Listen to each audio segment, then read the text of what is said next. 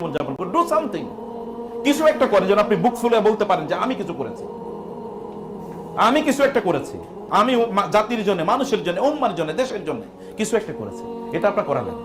এটা করার জন্য আপনাকে আল্লাহ তাআলা যথেষ্ট পরিমাণ ক্যাপাবিলিটি দিয়ে দিয়েছেন, কিন্তু ক্যাপাবিলিটিগুলো আপনাকে কাজে লাগানো লাগবে। এই কাজে লাগানোর জন্য আপনি কি করবেন?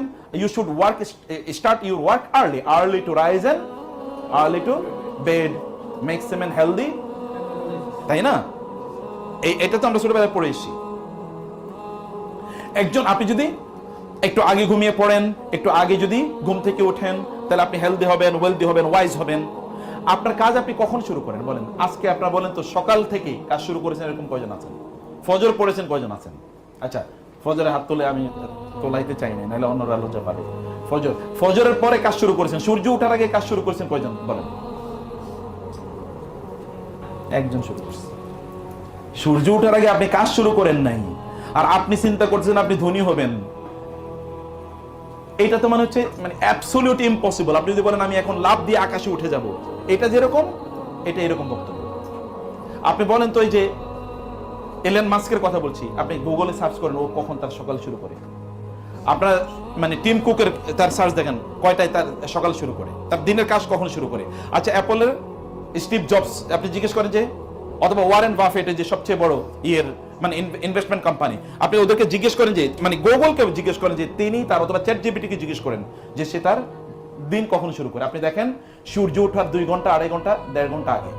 সূর্য ওঠার পরে তারা তাদের দিন শুরু করেছে, এটা কখনো না। জাপানিজরা কেন? জাপানিজরা সূর্য ওঠার আগে অফিসে যাওয়ার জন্য দৌড়ায়। আপনারা দেখেন, গল্প শুনেন এগুলো। জাপানে আপনার 7টার আগে, 6টার আগে ওইখানে তাদের ওই যে মেট্রোতে রেলের লাইন পড়ে যায়, ওখানে এরকম লম্বা লাইন পড়ে যাচ্ছে, এবং তখন তার হাতে একটা বই পড়তেছে আর লাইনে দাঁড়ায় আছে। আমাদের শুরু হয় অফিসে 10টায়, অধিকাংশ লোকই আসেন, চাকরি তার অধিকাংশ 10টায় শুরু হয়। এই লোকেরা দুনিয়া পরিবর্তন করবে, সে তো তার নিজেরই পরিবর্তন করতে পারেনি, লোক দুনিয়া পরিবর্তন করবে কিভাবে? আপনাকে দুনিয়া পরিবর্তন করার জন্য আপনাকে কি, আপনি এখন দেখেন ফেসবুকে, আপনার যদি, যেমন আপনারা আমাকে চেনেন হয়তো অনেকে ফেসবুকের কারণে, ফেসবুক যদি না থাকে তাহলে আপনারা কেউ আমার চিন্তা না। এরকম অবস্থাটা এরকম না। অধিকাংশ সেলিব্রিটির মানুষ কিসের কারণে চেনে? ফেসবুক অথবা অনলাইনের কারণে চেনে। অনলাইন না থাকলে কে চিনতো আমাদেরকে? কেউ চিনতো না। তাই ফেসবুক যে ছেলেটা বানাইলো, জাকারবার্গ, সে করছে কি? সে একদিন ইউনিভার্সিটিতে বসে চিন্তা করলো, আমি আসলে করব কি, আমি করা উচিত কি। আচ্ছা, আমার বন্ধুদের সাথে একটা সবার সাথে যেন কানেক্টেড থাকতে পারে এরকম একটা অ্যাপস বানাই। দেখছেন কি করছে এখন? অ্যাপসটা গোটা পৃথিবীর ম্যাসমারাইজ করে ফেলছে। শুধু ওইখানে বসে চিন্তা করেছে। আপনি চিন্তাও করেন না, অধিকাংশ লোক চিন্তা করে না। এটা একটা গরু ছাগলের মতো জীবনযাপন করে, খাই দাই ঘুমাই আর টয়লেটে যাই, খাই দাই ঘুমাই আর টয়লেটে যাই। আপনি কখন চিন্তা করবেন? আপনার ব্রেনটা তো সবচেয়ে বেশি ফাংশনাল থাকে কখন? সকালবেলা। আপনি তখন সকালবেলা কাজও করেন না, আবার সকালবেলা চিন্তা করেন না। সকালবেলা আপনাকে কাজ করতে হবে, আপনাকে চিন্তা করতে হবে। একজন সাহাবী রাসূল সাল্লাল্লাহু আলাইহি ওয়াসাল্লাম বলেছেন, আল্লাহ তাআলার কাছে দোয়া করেছেন, হে আল্লাহ, আমার উম্মার সকালবেলার কাজের মধ্যে তুমি বরকত দাও। যিনি এই হাদিসটি বর্ণনা করেছেন, ওই সাহাবী, তিনি বলছেন রাসূল সাল্লাল্লাহু আলাইহি ওয়াসাল্লাম যখন এই কথা আমাকে বললেন, আমি যখন তার কাছ থেকে শুনলাম, শোনার পর থেকে, তিনি ছিলেন ব্যবসায়ী, তিনি বললেন যে আমি আমার ব্যবসার কাজটা, আমার লোকগুলোরে আমি বাজারে পাঠিয়ে দিতাম, আমার পণ্যগুলো নিয়ে সকালবেলা সবার আগে। তখন বাজারে কোনো লোক নাই, কিন্তু তারপরে আমি পণ্য পাঠিয়ে দিতাম। আমার লোকেরা পণ্য বিক্রি করে যখন বাসায় আসতো, তখন অন্যরা বাজারে যাইতো, আর এর মাধ্যমে আমি আমার গোটা অঞ্চলের সবচেয়ে বড় ধনী মানুষে পরিণত হয়ে গেলাম। কাজ করছে শুধু শুরু করছে কি? সকালবেলা কাজ শুরু করছে। এখন আপনি স্টার্ট ইউর জব আর্লি। ফজরের পরে শুরু করেন, ফজরের পরে ঘুমকে হারাম করে দেন যে আমি ফজরের পরে ঘুমাবো না। আপনি 5 বছর কাজ করে দেখেন কি হয়। আপনি 5 বছর, আমি একটা ইউনিভার্সিটির প্রফেসর, সেই ইউনিভার্সিটির যিনি প্রতিষ্ঠাতা, উনি এখন 42টা প্রতিষ্ঠানের মালিক। এক একটা প্রতিষ্ঠান ধরেন 10,000 20,000 কোটি টাকা তার টার্নওভার হয়, কোন প্রতিষ্ঠান এরকম আছে। এই ভদ্রলোক যখন ইউনিভার্সিটিতে পড়ে, তখন তিনি বলেছেন যে আমি ভবিষ্যতে কি হতে চাই, এটা তিনি চিন্তা করেছেন, এবং তিনি লিখছেন আমি ভবিষ্যতে এটা হতে চাই, এটা হতে চাই, এটা হতে চাই, এটা করতে চাই, এটা করতে চাই, এটা করতে চাই। এখনো তিনি ওই কাজই করেন। এর মধ্যে তিনি 42টা প্রতিষ্ঠান বানাইছেন। আপনি বলেন তো, আপনারা কি করবেন, কি করতে চান, কি হতে চান? কে লিখেছেন? কে চিন্তা করেছেন? আপনি সিদ্ধান্ত নেন, আগামী 5 বছরে আমি এই কোম্পানিটাকে আমি এই জায়গায় নিয়ে যেতে চাই, আমার পজিশনটা আমি এই জায়গায় নিয়ে যেতে চাই, আমার সেলসটাকে আমি এখন 1 কোটি টাকা, আমি এটাকে 10 কোটি টাকা রূপান্তরিত করতে চাই। এটা করা সম্ভব না? আপনি কাজ করে দেখেন, আপনি যান দৌড়ান, বলেন, আপনি প্রতিষ্ঠানকে এসে বলেন স্যার এই প্রোডাক্টের বেশি কি ডিমান্ড বাজারে, ওদের কোয়ালিটি আমাদের কোয়ালিটি এরকম বাড়ানো দরকার। You just give feedback every day, you research the market, আপনি রিসার্চ করেন, গবেষণা করেন, ভাবেন, চিন্তা করেন, অন্যদিকে নিয়ে কম্পেয়ার করেন, এবং you make your company the market leader. আপনার এই জায়গাটাতে আপনার যে ইলেকট্রনিক আইটেম নাকি, হ্যাঁ ইলেকট্রনিক নাকি ইলেকট্রিক আইটেমে আপনার মার্কেট লিডার হয়ে যান।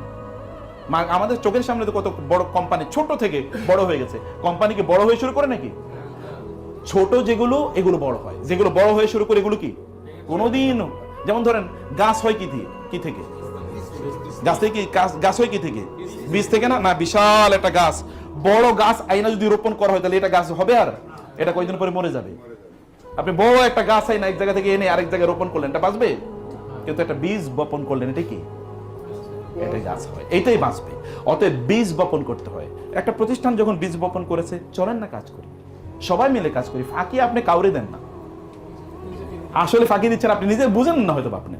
কোন এক সময় আপনাকে হয়তো এই প্রতিষ্ঠানে আপনি থাকতে পারবেন, অন্য জায়গায় যাবেন, ওইখানে থাকতে পারবেন, অন্য জায়গায় যাবেন, এরপরে কেবল মাথার চুল ছিঁড়বেন, কেন আমি ভালো করতে পারলাম না, কেন অন্যরা এত বড় হয়ে গেল, আমি কেন হতে পারলাম না, এটা আপনি তখন বলতে থাকবেন।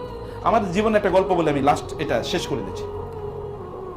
আমি ভালো ইংরেজি বলি এবং ইংরেজি মাশাআল্লাহ খুব ভালো শিখেছি। এখন কিভাবে ইংলিশ শিখলাম, এটা ভাষা, আমি তো পড়ছি মাদ্রাসায়, ইউনিভার্সিটিতে, তো ইংলিশ শিখলাম কিভাবে? অথবা আপনি বলবেন যে আপনার তো আরবি জানার কথা, জানি আরবি, কিন্তু ইংরেজি জানলাম কিভাবে? আমি একবার চিন্তা, আমার তখন ইউনিভার্সিটির পরীক্ষা শেষ, মাস্টার্স পরীক্ষা শেষ, 4 মাস সময় পেয়েছে। আমি ভাবলাম যে 4 মাসে করব কি। আমি 4 মাস শুধুমাত্র একটা ডেইলি পত্রিকা, ইংলিশ পত্রিকা কিনতাম, কিনে আমি এটা পড়তাম 4 মাস।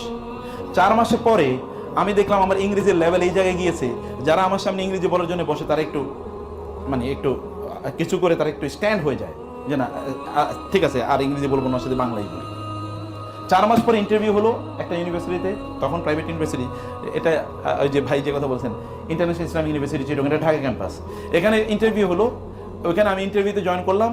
আমাদের সাথে জয়েন করেছে বাংলাদেশের বিভিন্ন বিশ্ববিদ্যালয়, এমনকি ঢাকা বিশ্ববিদ্যালয় থেকে ফার্স্ট ক্লাস ফার্স্ট হয় এরকম প্রায় 1 ডজন, আরো বিভিন্ন জায়গা থেকে সুপার ডুপার এরকম 75 জন জয়েন করলো পরীক্ষায়, তারা ইন্টারভিউতে আসলো, রিটেন এক্সামে আমি হয়ে গেছি ফার্স্ট, কারণ অন্যরা এই লেভেলের ইংরেজি জানে না।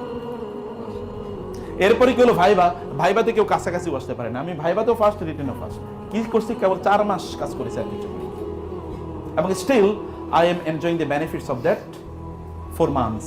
Of those 4 months, I am enjoying still the benefits. আপনি সিদ্ধান্ত নেন যে আমি কেবল এতটুকু সময় কাজ করব, এবং কাজ করেন, টাকা ইনকাম করেন। আল্লাহ সুবহানাহু ওয়া তাআলা জিহাদ, 2 ধরনের জিহাদ আমাদের উপর ফরজ করেছেন। একটা জিহাদ কি? একটা জিহাদ হলো না সম্পদ দিয়ে, বি আমওয়ালিকুম ওয়া আনফুসিকুম, একটা হলো জীবন দিয়ে যারা যুদ্ধের ময়দানে জিহাদ করে। আর একটা জিহাদ আছে কি না, আরেকটা জিহাদ আছে সম্পদ দিয়ে, ওইটা তো আছে। জিহাদ করে 2টো জিনিস দিয়ে, একটা জিনিস কি জীবন, আরটা কি মাল, সম্পদ। তা আপনি তো মুজাহিদ হতে পারেন, আপনি মুজাহিদ হওয়ার এই রাস্তা কেন আপনি বন্ধ করে দিচ্ছেন? আপনি তো জিহাদ করতে পারেন কি দিয়ে? সম্পদ দিয়ে। সম্পদ দিয়ে আপনি জিহাদ করেন, সম্পদের মালিক হন। সম্পদের মালিক কেবলমাত্র কি ভোগের জন্য হইেন না, যে আমি টাকা ইনকাম করব, আমি খাবো, আমি ফুর্তি করবো, বা আমার বাচ্চাদেরকে আমি এই রাখবো সেই রাখবো, সেগুলো করতে হবে। সেগুলো করতে আপনি দিন শেষে সারাদিন আপনি